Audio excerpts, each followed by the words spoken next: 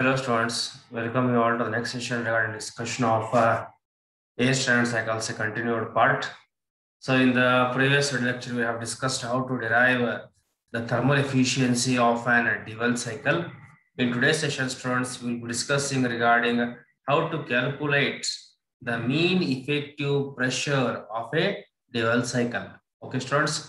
So as already I have said, if you have any queries, you can send me an email to the email IDs which are available on the screen. So you can right now see there, as well as my one mobile WhatsApp number is also available, through which even if you want, you can clarify your doubts also. So feel free to speak to me, as I said, or you can subscribe to my YouTube channel also. Once I will be uploading the video on the YouTube channel also, at any point of time, you can clarify your doubts. Okay, let us begin the discussion of today's session, students. Yes, as I was saying, we need to calculate the mean effective pressure of an dual cycle. So already on the screen, you can see the pressure volume diagram for a dual cycle. And already I have said that always in the dual cycle, part of heat rejection takes place, one at the constant volume process and another at the constant pressure process. And again, heat rejection as usual, it takes place at the constant volume process, which you can see in the figure. So always, when you want to find out the mean effective pressure of a dual cycle, we need to assume some of the things. And those things are such as, first point, initially we assume the clearance volume. So as per this given diagram from the origin, students, if you observe from the origin towards the point number 2, what you're observing here, this is space, we term it as the clearance volume VC. The clearance volume VC, and this clearance volume VC is equal to V2, which is also equal to V3.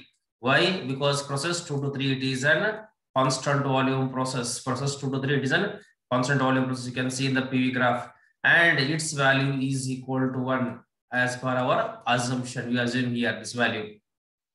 Then similarly, if we move further, we are having another 5 to 1 process. Even if you observe this carefully, even this process 5 to 1, students, it is also a constant volume process, which you have written here, that is V5 is equal to V1. Then moving further.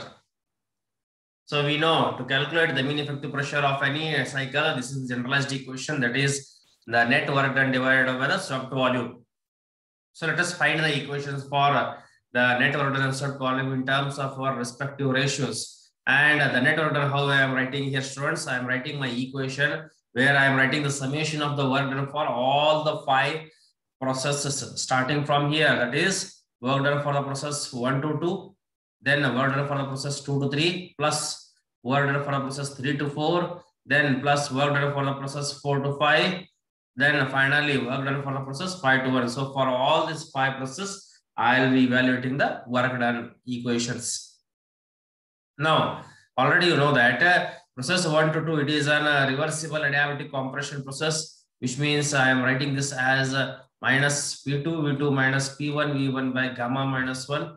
That is minus P2 V2 minus P1 V1 by gamma minus 1. As it is a compression process, the work transfer has to be negative in nature. So I write the equation in this form, it is W1 to 2. Then similarly, students, if you observe process 2 to 3, students, it is a constant volume process from the P graph, which means the value of this work transfer equation, it becomes 0. Then I have process 3 to 4. So process 3 to 4, if you observe from the graph, this 3 to 4 is what, students? It is a constant pressure process, and for this my work transfer equation, I write it as P3 into V4 minus V3, as it is a constant pressure process, V4 minus V3. And the next equation is for my isentropic expansion process, that is from process 4 to 5. So for 4 to 5, students, I write my work transfer equation as P4 V4 minus P5 V5 divided by gamma minus 1. And final, students, process 5 to 1, students, as I said, it is the work transfer equation for constant volume process. which means In for constant volume process, the work transfer equation is 0. So I will write these equations and the resulting it is in this form. As I said, students, you can see here. I will rearrange these terms in such a fashion that the positive terms come at the front and the negative term moves backwards. That is, in other sense, what I can say that these terms I take them front, these two terms, and the other term that is minus 2 P2 minus P1 V1 by gamma minus 1 I put it the last, so the simplification becomes easy for me. So this is my equation number 1, students. So now what I need to do for this equation number 1 is, in this equation, whatever the pressure and volume terms you are observing, all these pressure volume terms, I need to write them in their respective ratios. So also is, you have seen that how we write the respective ratios. So if you observe here carefully, so you can see that for the process 1 to 2, when the air is being compressed, for the process 1 to 2, when the air is being compressed,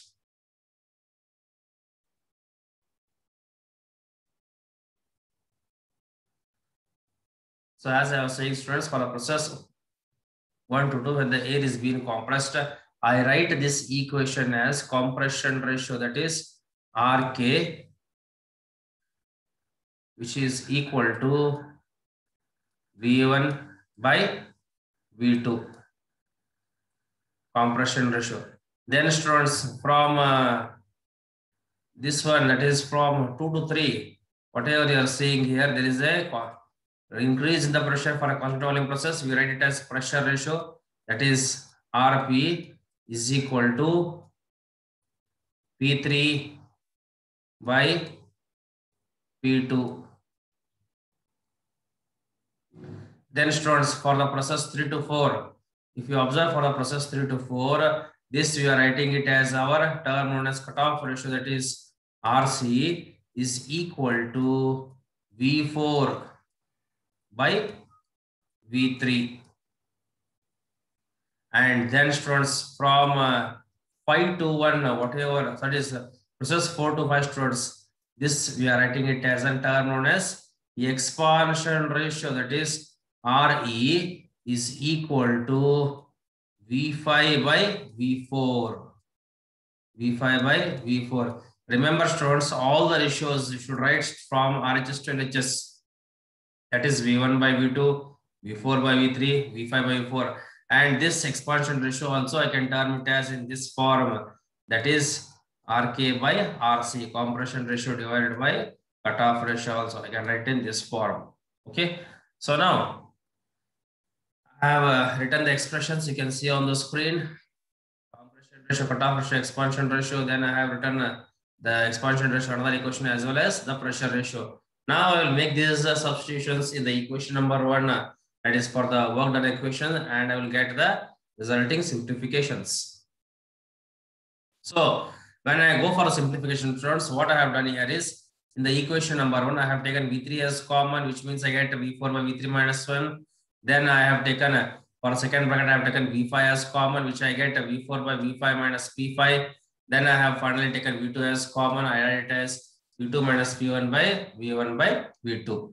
So now, moving ahead, if you observe carefully, what I have done is, this gamma minus 1 term, what is there, I have taken it entirely LCM. So which means for this bracket, it is being multiplied with what? Gamma minus of 1, which you can see here, I have written. Then the next step is V4 by V3 students. It is which ratio? It is cutoff ratio, which I have highlighted here, RC minus 1. Then similarly, if you observe the process 2 to 3, what it is, students? It is a constant volume process. So I have replaced V3 by what? V2 here. Then similarly, if you observe carefully, process 3 to 4, students, process 3 to 4 is what? It is a constant pressure process, which means this P4 I have replaced by what? P3, you can observe here. Then this one, students, that is for V4 by V5. If you observe carefully here, this one, V4 by V5, it is nothing but the expression for the expansion ratio, which I have written in this form, that is RC by RK. And finally, students, if you observe carefully here, process 5 to 1, it is what? It is a constant volume process, which means I replaced P5 by what? V5 by V1. This is with respect to the two brackets. Then the third last bracket, if you observe here, this is process V1 by V2 ratio. It is nothing but representing our compression ratio. As discussed, it is RK. And wherever the V2 value is there, I will be substituting its value as 1, as we have made in the assumption at the starting of the derivation itself. So even this V2 also, students, its value also becomes 1 itself, because we have assumed that V2 is equal to V3 is equal to 1. Okay. Now, simplifications, if you observe here carefully, we have, you can see here that I have taken V2 is equal to 1, so it becomes P3 into RC minus 1 gamma minus 1 plus P3 into RC by RK minus P5. Then students, this V1 I have replaced as what? I have replaced as RQ2. Why? Because the compression ratio equation, how I can write? RK is equal to V1 by V2, or V1 is equal to what? RK into V2, which you can see here I have made a simplification. Then I have opened the brackets, minus Q2 plus P1 RK divided by gamma minus 1. Now further simplification. So if you observe in the further simplification, what I have done is I have opened the square brackets. So here what happens? This RK when they get cancelled here, and I am remaining to only what? RC minus P5 RK minus Q2 plus P1 RK. So you can see here this equation number 2, it is consisting of only what? Only the pressure terms. All the volume terms I have replaced now. So my next step is to see that whatever this pressure terms you are observing, that is P5, P2, P1, I have to find their values in terms of pressure P3. I need to find them in terms of pressure P3. So I will see how I can find it here. So if I go for the process 2 to 3, it is a constant volume process, and my pressure volume relation, PVT relation, I can write it as P2 by T2 is equal to P3 by T3, or I can write directly also, that is RP is equal to P3 by P2, pressure ratio equation.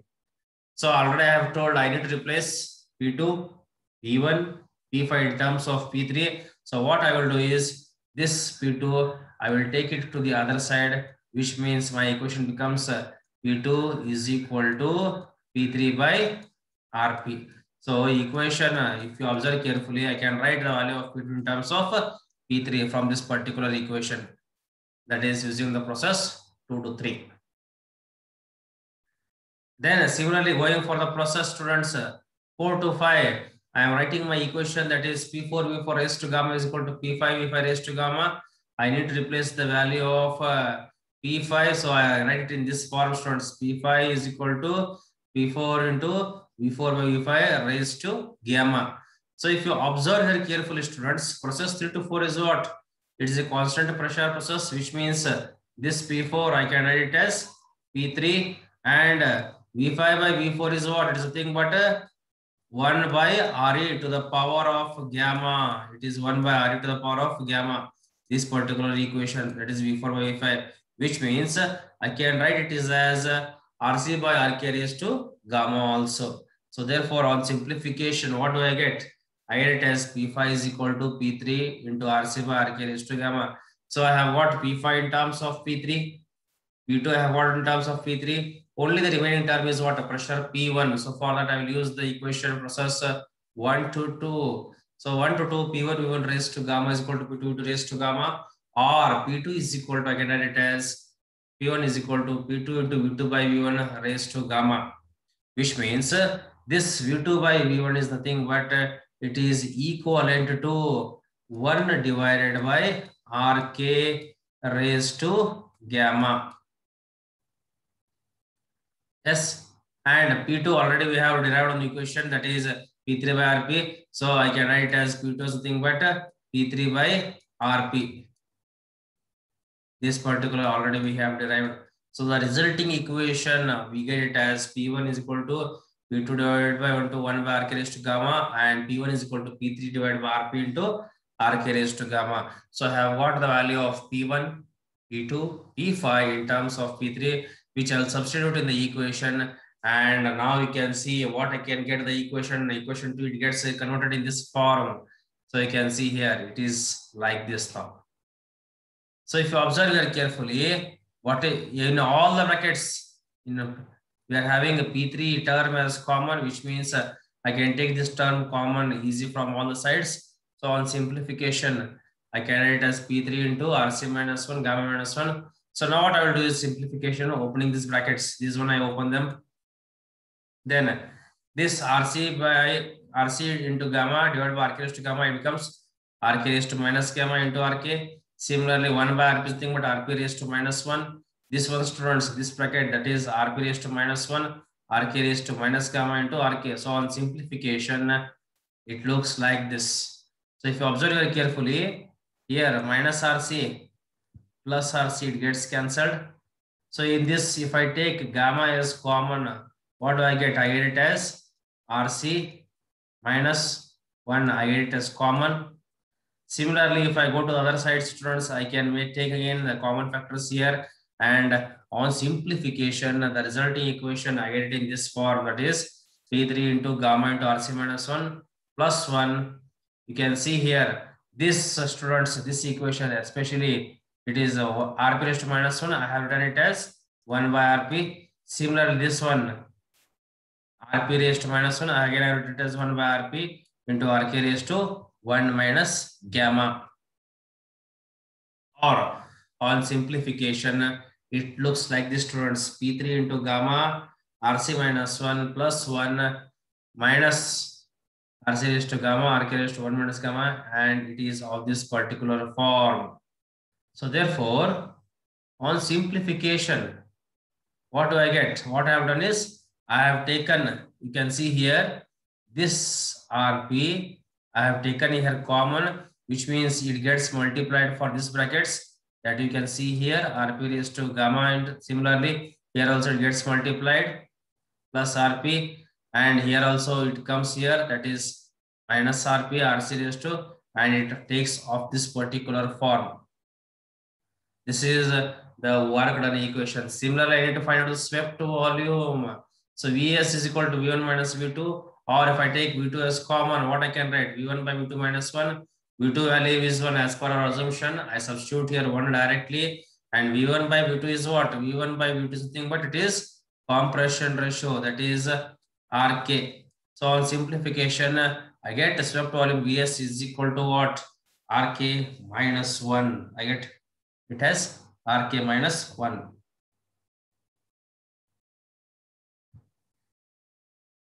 I get it as RK minus 1. And finally, the mean effective pressure, I write it as like this. That is, this is the net work done, students. This numerator part, it is the net work done, and it is divided by this denominator part is the mean effective, it is the swept volume.